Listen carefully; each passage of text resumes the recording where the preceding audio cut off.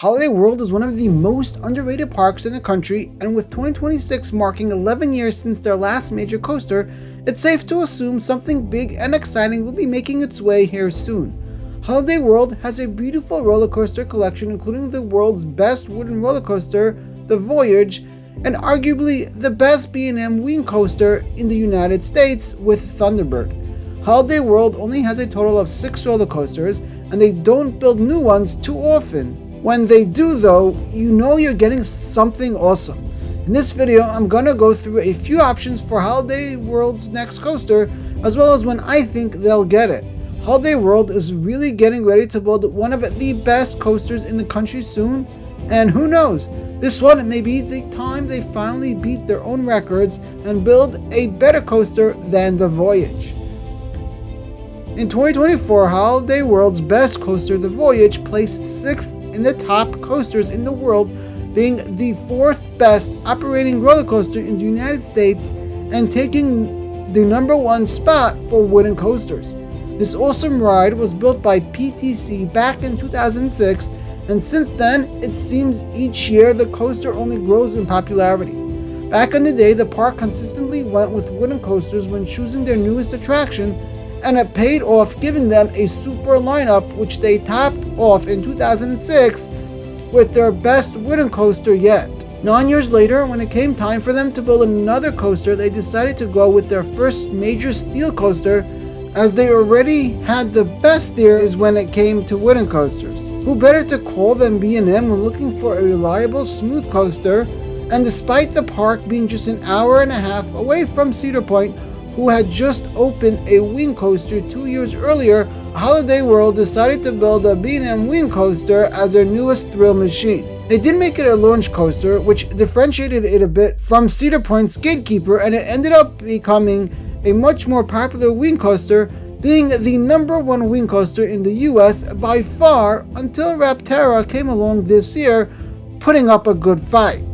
Many still rank Thunderbird as the best B&M wing coaster in the US, and it's a beautiful roller coaster that was really done perfectly. Following their 9-year coaster gap, once again, Holiday World would build another coaster in 2024, but this time it would be a family coaster from Vekoma. This changes things a bit, and though Good Gravy is an awesome family coaster, I think Holiday World's next coaster is gonna come a lot sooner, maybe even as early as 2027. A 3-year gap after building a family coaster sounds like enough time before it would make sense for the park to go all out once again and give us that real treat they give us only once in a decade. Let's assume the park is going to go with a major thrill coaster. Let's look at the manufacturers they currently work with. First, there's B&M. B&M has a couple of coaster models that would be great fits here, and some that are definitely not. A B&M Hypercoaster would be a great fit at this park and would give them another elite standout coaster. If done right, this coaster could really be one of B&M's best, and it would do a lot for Holiday World's lineup. B&M Hypercoasters are not only extremely reliable and efficient at moving a ton of guests an hour, but they are also some of the most popular coasters among guests. Cedar Point nearby also doesn't have a B&M Hypercoaster, so this could be a great fit. The only issue with this model is the cost, as a Hypercoaster would be pretty expensive. Thunderbird cost Holiday World $22 million to build in 2015, and that same year Fury 325, which is a much taller version of the B&M Hyper model, cost Caravans $30 million to build. The B&M Hypercoaster is truly the perfect fit for Holiday World's next coaster, but the cost is the only thing pushing me to say this might not be it. Then there's a surf coaster. Holiday World got B&M's brand new model, so maybe you'll think they're going to do the same thing this time. The only problem I have with this idea is that a wing coaster looks awesome. The visuals and twisted head choppers on these things are next level, while the surf coaster, on the other hand, doesn't have that grand eye-catching look. Looking at the surf coaster, I feel like it's the least eye-catching of all the B&M models, and that could very well be the reason for its lack of success thus far.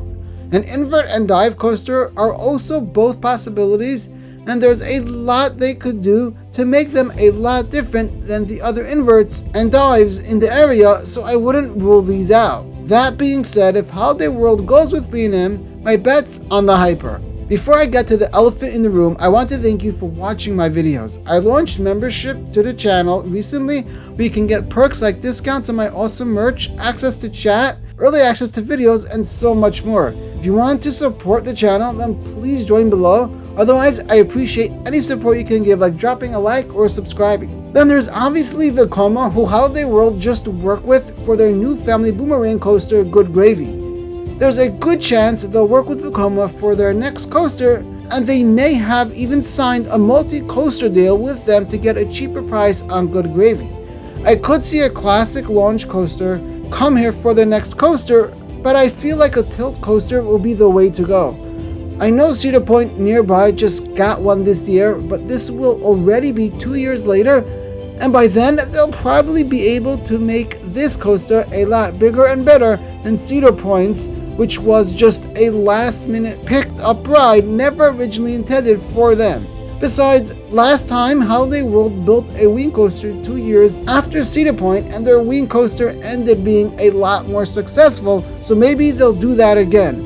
The more I think about this idea, the more I love it. The tilt coaster is a super awesome looking ride and would be a perfect fit in Holiday World's lineup. It would be pretty funny to see if they managed to break all the records Siren's Curse has at Cedar Point just 2 years later.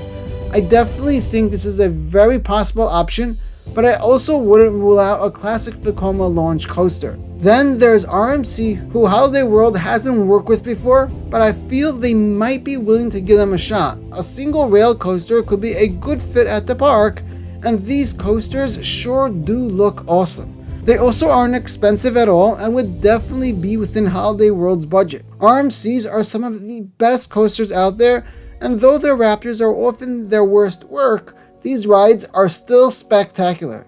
They just get a bit overshadowed when comparing them to the top tier hybrids RMC has built in the last decade.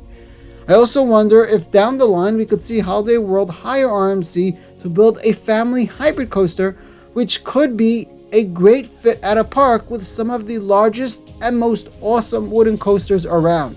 Or maybe they could even RMC the Raven or the Legend, extending the lift hill with a lift truss and building another awesome coaster, giving them the greatest 1-2 punch around.